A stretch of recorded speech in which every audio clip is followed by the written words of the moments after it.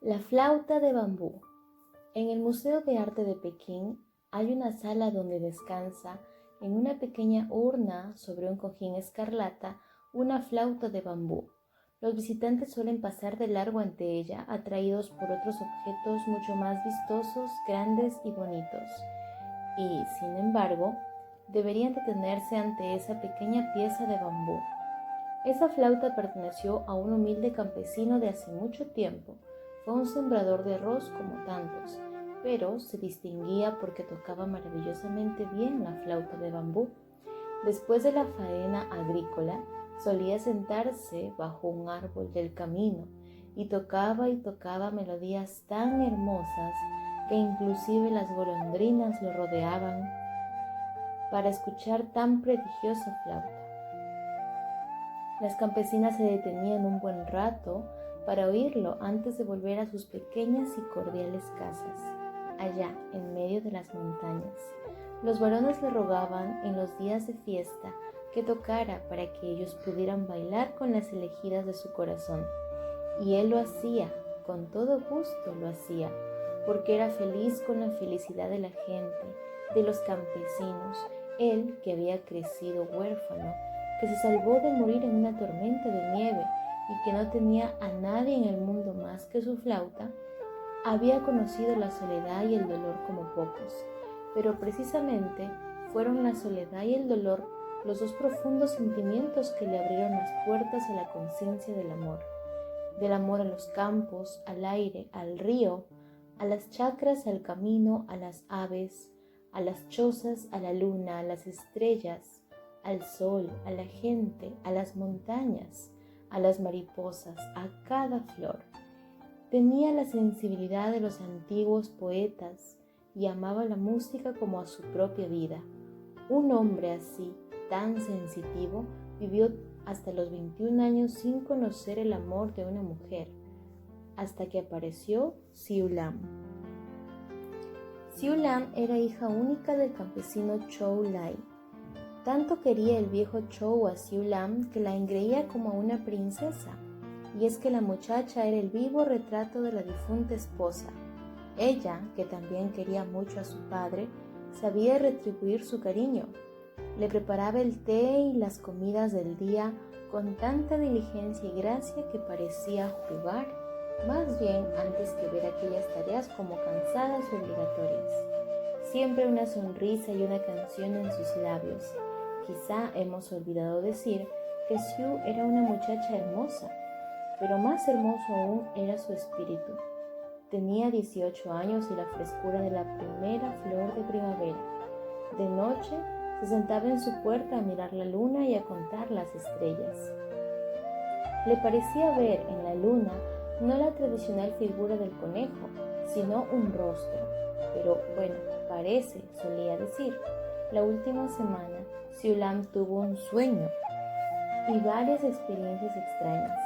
Soñó que de la luna bajaba un muchacho cuyo rostro era el que ella parecía ver, pero además cuando escuchaba el viento le parecía oír una flauta y una voz que decía dulcemente su nombre. De lo tranquila que estaba, sentía unas repentinas ganas de amar y ser amada. Y entonces suspiraba, hasta que conoció al muchacho campesino que tocaba la flauta de bambú. Wen Sue, así se llamaba el flautista, había ido al río a traer un poco de agua cuando una figura femenina le atrajo poderosamente la atención. Tenía un vestido blanco todo de flores y tenía el cabello largo y hermosamente negro, y sonreía y cantaba, y era la muchacha más hermosa que había visto en su vida. Wen sintió que un soplo perfumado le acariciaba su rostro y que toda su vida no había tenido tanto sentido sino hasta ese momento. Pensó que todo había sido vivido y preparado para ese maravilloso instante. Si existe la felicidad, ella es mi felicidad. Si existe el amor, ella es mi amor. Por su parte, Siu Lam vivía algo parecido. El rostro de la luna era el rostro del joven que ahora estaba ante sus ojos. El motivo de sus suspiros también era él. Una fuerza mágica los acercó el uno al otro. Se miraron y pareció oírse una música especial. No se hablaron por un instante, se sonrieron y supieron que vivirían para creerse siempre, siempre. Luego hablaron. No se sabe exactamente qué palabras ni cuánto tiempo. Solo sabemos que su conversación era poesía, que ese tiempo se volvió dorado y que sus corazones se convirtieron en diamantes. Sí, allí en el río nació un amor de leyenda. 3 meses se vieron en ese mismo río y se amaron y se brindaban ternura infinita.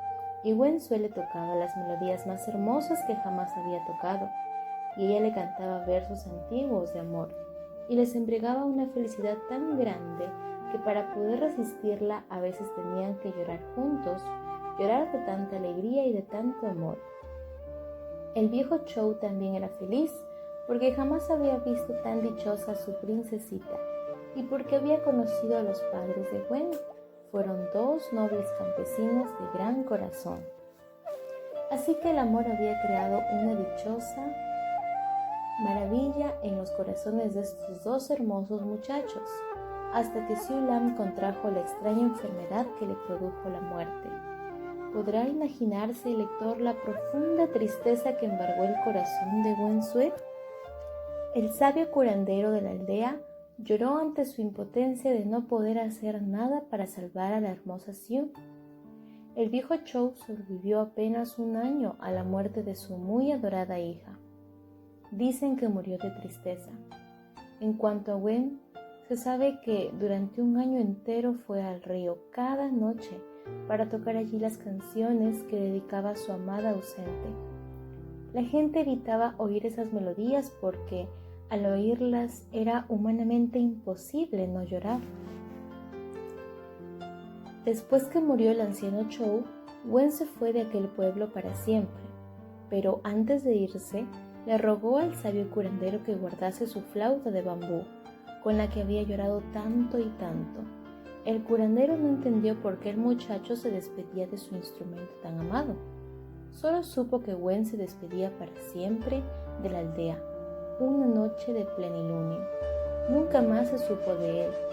El curandero, 7 años después, antes de morir, rogó a su hijo mayor que cuide esa flauta. Es el recuerdo del amor más grande que floreció en nuestra aldea.